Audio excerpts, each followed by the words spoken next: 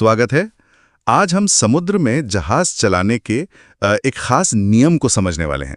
यह है call rigs का रूल 28। हाँ, ये उन जहाज़ों के बारे में है जो अपने ड्राफ्ट की वजह से, मतलब पानी में वो कितने गहरे डूबे हैं उसकी वजह से एक तरह से बंध जाते हैं, हिल नहीं पाते ठीक से। बिल्कुल, और इस पर हमें काफी डिटेल्ड जानकारी मिली है जिसे समझने में एआई ने भी थोड़ी मदद की।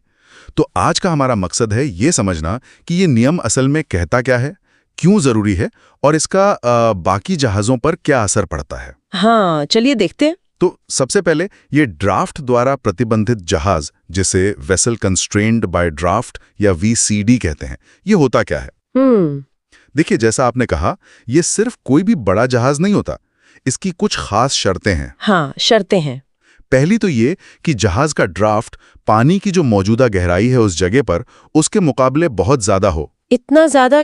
हाँ, इतना ज्यादा कि वो आसानी से अपने रास्ते से हट ही ना सके, खासकर अगर वो किसी तंग रास्ते या चैनल में है। अच्छा। जरा सा भी इधर उधर होने पर खतरा रहता है कि वो जमीन से टकरा जाएगा, ग्राउंडिंग हो जाएगी। ग्राउंडिंग का खतरा। सोचिए, जैसे रॉटरडैम पोर्ट के चैनल में कोई बहुत बड़ा टैंकर या बल्क कैरियर हो और पानी बस उसके ड्राफ्ट से मान लीजिए कुछ सेंटीमीटर ही ज्यादा गहरा हो। बिल्कुल। और यहाँ दिलचस्प बात यह है कि ये हालत जहाज के किसी अंदरूनी खराबी की वजह से नहीं होती, जैसे इंजन फेल हो गया हो या स्टीयरिंग खराब हो। अच्छा। नहीं, ये पूरी तरह से जहाज के साइज और उसके नीचे जो पानी की गहराई है उसके भौतिक रिश्ते का नतीजा है, फिजिकल लिमिटेशन है। और इसी वजह से उसके मुड़ने या रास्ता बदलने की गुंजाइश अब बहुत ही कम हो जाती है, या खत्म ही समझिए। समझ गया। तो फिर ये जहाज बाकी जहाजों को कैसे बताते हैं कि भाई हम इस मुश्किल हालत में हैं, हमसे दूर रहो? हाँ, ये बताना तो बहुत जरूरी है। इसके लिए खास सिग्नल होते हैं। क्या सिग्नल? रात के वक्त वो मस्तूल पर, मतलब जहाज के सबसे ऊंचे खंभे पर, ऐसी जगह जहां से साफ दिखे, एक के नीचे एक 3 लाल बत्तियां जलाते हैं। ऑलराउंड रेड लाइट्स कहते हैं इन्हें। 3 लाल बत्तियां, ठीक है। और दिन में? और दिन के वक्त एक सिलेंडर जैसा निशान दिखाते हैं, काला सिलेंडर। अच्छा, यहाँ एक कंफ्यूजन हो सकता है, वो नॉट अंडर कमांड वाली स्थिति से ये अलग है। हाँ, बिल्कुल अलग है। नॉट अंडर कमांड मतलब जब जहाज नियंत्रण में न हो, शायद इंजन फेलियर की वजह से, तब वो 2 लाल बत्तियां दिखाता है, एक के नीचे एक। तो 3 लाल बत्तियां मतलब ड्राफ्ट की वजह से बंधा हुआ और 2 मतलब नियंत्रण से बाहर। क्लियर है? एकदम। और ये सिग्नल मूलतः दूसरे जहाजों को सावधान करने के लिए है। देखिए, रूल 18D साफ कहता है कि बाकी सभी जहाजों को, चाहे वो सेलिंग वेसल हो, मछली पकड़ने वाला जहाज हो या कोई और पावर ड्रिवन वेसल हो, उन्हें ऐसे वीसीडी जहाज से दूर रहना होगा, उसे रास्ता देना होगा। तो मतलब वीसीडी को प्रायोरिटी मिलती है? प्रायोरिटी नहीं कहेंगे। देखिए, ये उसे रास्ते का अधिकार या स्टैंड ऑन वेसल नहीं बनाता, बल्कि ये नियम दूसरों पर वीसीडी की इस मजबूरी को समझने और टक्कर टालने के लिए रास्ता देने की जिम्मेदारी डालता है। सेफ्टी सबसे पहले। हाँ, ये जिम्मेदारी वाली बात अहम है।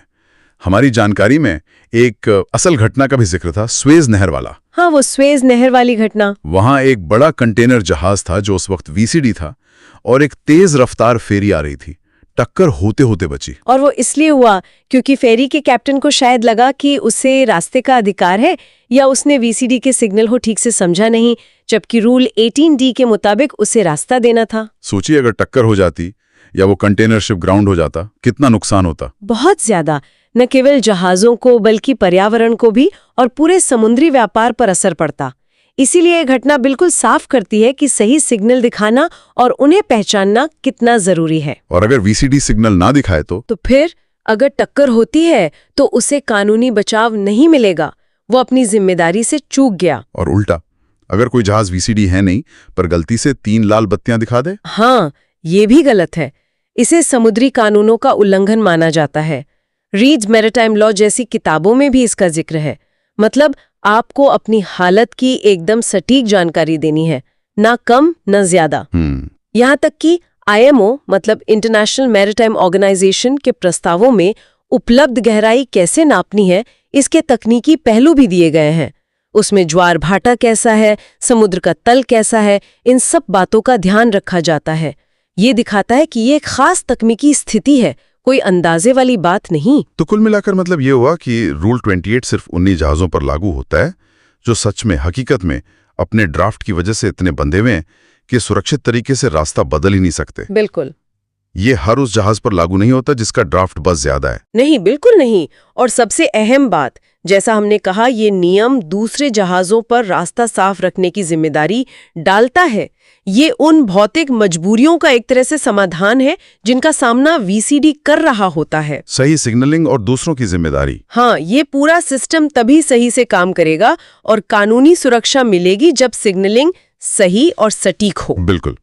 तो ये था एक खास नियम जो तब सुरक्षा पक्की करता है जब किसी जहाज का बड़ा आकार और पानी की कम गहराई मिलकर एक अनोखा खतरा पैदा कर देते हैं। हाँ, और ये हमें एक जरूरी सवाल पर सोचने को मजबूर करता है। जैसे जैसे समुद्री रास्ते ज्यादा भीड़ वाले होते जा रहे हैं और जहाज भी आप देख ही रहे हैं लगातार बड़े होते जा रहे हैं, तो सवाल यह है कि इन नियमों को कितना असरदार तरीके से समझाया और लागू किया जा सकता है ताकि दुर्घटनाएं होने से पहले ही रोकी जा सके। ये वाकई एक सोचने वाली बात है आगे के लिए। तो इसी के साथ COLRGS रूल 28 पर हमारी आज की बातचीत यहीं समाप्त होती है। नमस्कार। आज हम समुद्री सुरक्षा के एक बहुत ही खास नियम पर बात करेंगे। यह है कोलरेक्स का नियम 28। ये उन जहाज़ों से जुड़ा है जो अपने ड्राफ्ट यानी पानी में डूबे हिस्से की गहराई की वजह से आसानी से मुड़ नहीं पाते। हमारी ये चर्चा कैप्टन श्याम बहादुर चौहान के नोट्स पर आधारित है। इन्हें तैयार करने में हमें बताया गया है कि AI की भी कुछ मदद ली गई है। इन नोट्स में इस नियम की बारीकियों और इसे नज़रअंदाज करने के कितने गंभीर नतीजे हो सकते हैं ये बताया गया है। हम एक असल घटना का भी जिक्र करेंगे, सिंगापुर स्ट्रेट में 2020 की टक्कर MV ग्लोबल ओशन और पैसिफिक टाइड के बीच। ये UK MAIB रिपोर्ट और IMO सर्कुलर में भी दर्ज है। हमारा मकसद है इस नियम को और इसके अमल को गहराई से समझना। बिल्कुल, और ये समझना बहुत जरूरी है कि ये नियम सिर्फ कागज पर नहीं है। समुद्र में ये सचमुच जिंदगियां बचाते हैं। अक्सर होता ये है कि इन्हें या तो ठीक से समझा नहीं जाता या फिर अनदेखा कर दिया जाता है और नतीजा विनाशकारी। तो फिर ये नियम 28 ये असल में कहता क्या है? जिन जहाज़ों का ड्राफ्ट ज्यादा है उन्हें क्या सिग्नल देना होता है? हाँ, तो ऐसे जहाज़ों को रात के समय एक के ऊपर एक सीधी लाइन में 3 लाल बत्तियां जलानी होती हैं, ऑल राउंड लाइट्स। और दिन में एक सिलेंडर का निशान दिखाना होता है, काला सिलेंडर। ये सिग्नल बाकी जहाज़ों को बताता है कि देखो, मैं आसानी से अपना रास्ता नहीं बदल सकता या सकती हूँ। और हाँ, ये भी समझना जरूरी है कि ये स्थिति रैम से अलग है। रैम मतलब रिस्ट्रिक्टेड एबिलिटी टू मैन्यूवर, नियम 27 वाला। जी हाँ, बिल्कुल। रैम तो तब होता है जब जहाज किसी खास काम में लगा हो, जैसे सर्वे करना या पानी के नीचे कोई काम। लेकिन ड्राफ्ट की जो सीमा है वो तो पानी की गहराई और जहाज के खुद के ड्राफ्ट के बीच का एक फिजिकल रिलेशन है, सीधा सा गणित है। अच्छा, तो क्या कोई तयशुदा तरीका है ये पता करने का कि कब किसी जहाज को कंस्ट्रेन्ड बाय ड्राफ्ट माना जाए? कोई कैलकुलेशन? हाँ है। IMO का एक सर्कुलर है, MSC.1-Circ.1260। वो एक गाइडलाइन देता है।